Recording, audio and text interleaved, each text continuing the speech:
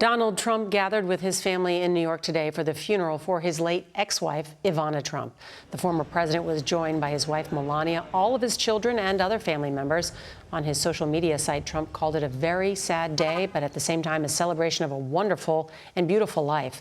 Ivana Trump died last week from injuries she suffered during a fall.